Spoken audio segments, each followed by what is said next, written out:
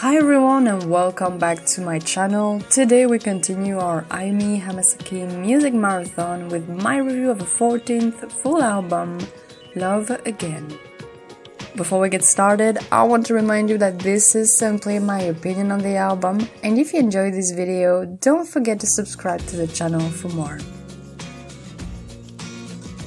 Love Again is Ayumi's follow-up album after Party Queen, and this time, instead of being released with no prior singles, it is actually composed of two mini-albums, Love and Again, which both bring 9 songs that were already known to fans until this album came out. And I remember back then being quite puzzled by the fact that each mini-album were included in this album because it was a first in our discography that mini-albums were so casually reused that way, and it obviously took a lot out of the surprise effect for me because we knew already so many of them. And what I remember from Love Again as an album is that it has a very strong beginning.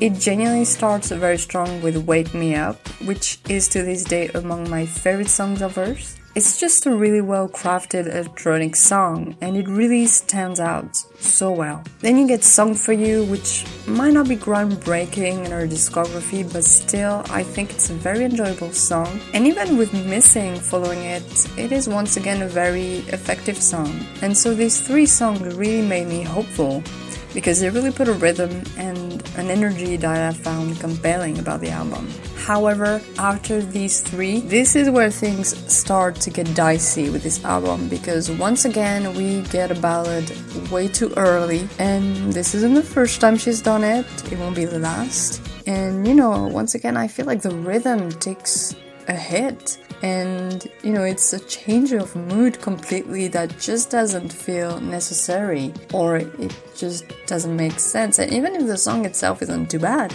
it's just for me not at the right spot at all. And honestly, the rest of Love Again, apart from a couple of solid songs, is not that riveting. It gets drowned in a very messy tracklist that drags too much. And honestly, a few songs could have been cut off to let the runtime of the album get more around 45 minutes, maybe a bit more, instead of going over the 1 hour mark. And it is a shame, because if the album had been more neat, it might have ended up being one of the better ones in her discography. And I feel like if I pick each song individually, I do appreciate them a lot better than as part of the album, which is not really what you want. And the album actually feels like a pretty nostalgic one, yet very modern at the same time. And I think it combines all the best of Ayumi's music, because you get songs like Bye Bye Darling, Song For You, Wake Me Up, Snowy Kiss, and even the ballad Sweet Scar that really stand out compared to the others.